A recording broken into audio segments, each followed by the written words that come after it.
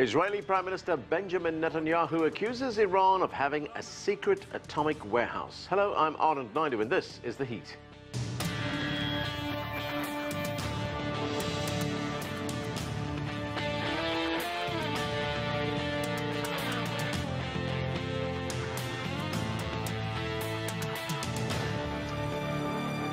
The United Nations top court has issued an interim order for the United States to ease sanctions it reimposed on Iran after pulling out of the nuclear deal last year. The ruling by the International Court of Justice focused on sanctions linked to humanitarian goods and civil aviation. The U.S. had argued the court had no jurisdiction in the case since it concerned U.S. national security.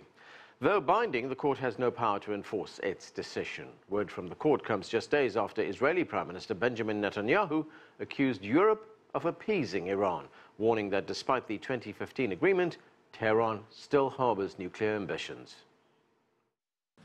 I'm disclosing for the first time that Iran has another secret facility in Tehran, a secret atomic warehouse for storing massive amounts of equipment and material from Iran's secret nuclear weapons program. I have a message to the head of the IAEA. Go inspect this atomic warehouse immediately, before the Iranians finish clearing it out. Shortly after Prime Minister Netanyahu's speech at the United Nations, I sat down with his spokesman, Ofir Gendelman. Thank you very much for joining us. Pleasure. In his address to the United Nations General Assembly, the Israeli Prime Minister Benjamin Netanyahu said that Israel had become aware that Iran has secret nuclear storage facilities. He also said that Israel is aware that there are secret hidden missile sites in Beirut. I want to take the Iranian thing first. Tell us more about these sites. What do you know about them? We know that Iran is building precision-guided missiles in Lebanon, in Beirut, in civilian sites, under a soccer stadium and near the Beirut airport. And it wants to develop an arsenal of precision-guided missiles in order to strike my country and kill as many Israelis as possible. This is a direct threat on my country, and we're taking it very, very seriously.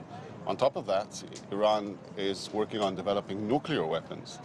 And as everybody knows, Iran is threatening to destroy my country every single day. One of the most prominent slogans of the regime is death to Israel, and they're very adamant on carrying this threat out. So we are taking these threats very, very seriously.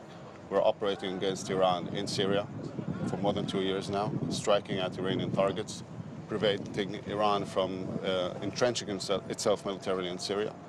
And we will act as much as needed in order to defend our country. Right. If, as you say, Iran is building nuclear weapons, this would be a violation of the Iran nuclear deal. Exactly. Have the Israelis informed the United States about this? We have informed the US. We have informed the IAEA, which has done nothing. We have informed our partners in the international community. We have informed anyone who has at stake in this nuclear deal. We said from the beginning, the deal is based on a lie.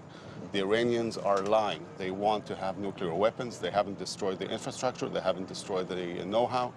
And they do want to go forward and producing a whole arsenal of more than 100 bombs.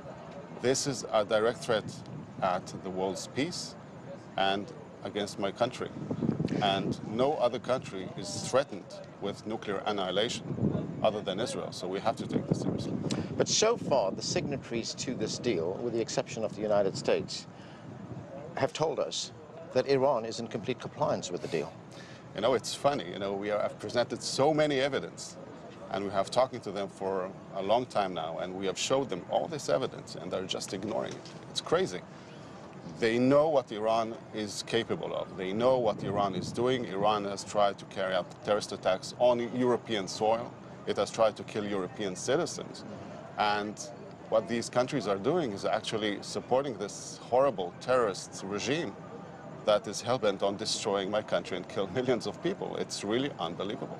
Right, what you're telling me right now is that the Iranians have managed somehow to hoodwink the United Kingdom, France, Russia, China? What I'm saying is that the evidence is clear and everybody knows what needs to be done. And it is, I think, we think, it is unacceptable that some commercial interests take over security interests. We all want peace in this world. We don't want a nuclear war. We don't want a rogue regime to arm itself with nuclear weapons. And this is exactly what Iran is doing. So what we're saying to the international community, wake up now, before it's way too late. And the Iranians are going forward with developing these nuclear weapons to be used against my country. Certainly, the rest of the world has told us, trust but verify. But so far, what we've heard from the United Nations body that is charged with making sure that Iran is complying with this deal is that it is. Well, the Prime Minister has presented today some new information, and he has called upon the IAEA to go and inspect now, this minute, a secret storage place in Tehran. We have filmed it.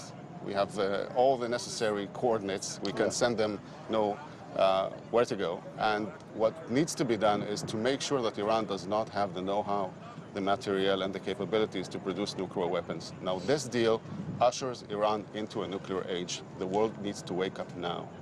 So you've provided this evidence to the IAEA? Yes. What's been the response? Well, they haven't been doing anything up till now. The Prime Minister has been showing this evidence, this material today, in order to show the world what needs to be done. Because at the end of the day, Iran is threatening not only Israel, it is threatening the region. We are closer with the Arab countries as a result of the Iranian threat. And when the Israelis and the Arabs are saying exactly the same thing about the Iranian threat, I think the world has to listen. Has there been any kind of response from the other signatories to the JCPOA? We have been dealing with these countries for a long time now. They know our position. We do feel that it is time for them to step up and do what's right in order to defend the peace of the world.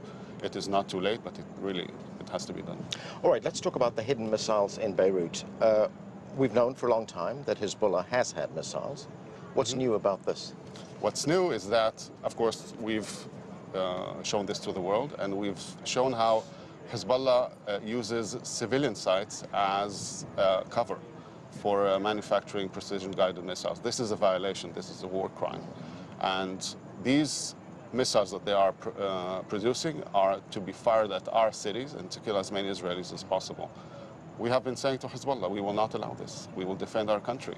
And ultimately, Hezbollah has taken Lebanon hostage. Hezbollah is an Iranian proxy. It's an Iranian militia. It is answering to the Iranian regime and not to Lebanon's interests. And every Lebanese should know what would happen if Hezbollah attacks Israel. Ultimately, Hezbollah has taken Lebanon captive. So you say Israel will not tolerate that, will not allow that. What will Israel do about it? We will do what's necessary to defend our country. And I think it's very, very clear what it means. Will it be something offensive or defensive?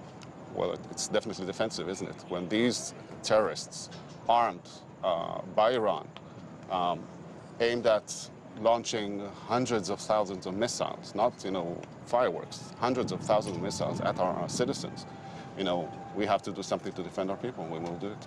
I want to talk about another part of Prime Minister Netanyahu's address, and that was he is now talking about a two-state solution, but he says with a two-state solution, Israel will retain security control over the Jordan Valley. Naturally.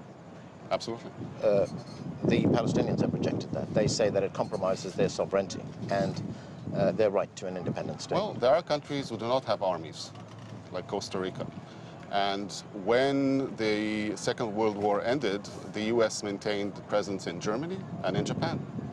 And this is what we're saying to the Palestinians. We are all for that you will have powers to govern yourselves, no problem. But we are not willing to let you have weapons that would threaten our existence. The whole meaning of peace is that there would be no war.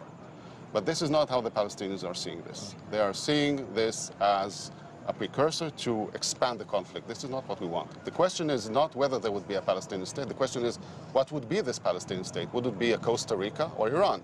Would it be Switzerland or North Korea? Naturally, we want a democratic, peaceful country. But when they are saying that they are not willing to accept a presence of any Israeli in the West Bank, the area that we are calling Judea and Samaria, this is unacceptable. You know why we are called Jews, right? Because we come from Judea. This is where we come from, and they want us to go. This is unacceptable.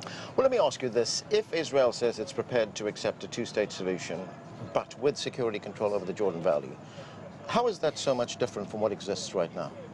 Well, now we don't have negotiations for more than 10 years now. There isn't a single Palestinian leader who's willing to accept our right to live in our historical homeland. Once this is done, once there is a Palestinian leader who is able to say, okay, I recognize the Jewish people's right to live here, then we will have peace. You know, it's really as simple as that. Up till now, for over 100 years, they're saying we are not willing to let the Jews live here. You know, maybe Israel is strong now, but ultimately they have no, this is what they're saying in Arabic. Yeah. I speak Arabic. They're saying it. You don't have a right to be here. This is no way to achieve peace. But isn't this a nominal independence, nominal sovereignty when you retain security control? No, why? The U.S. had military presence in Germany. Nobody said that Germany is not independent.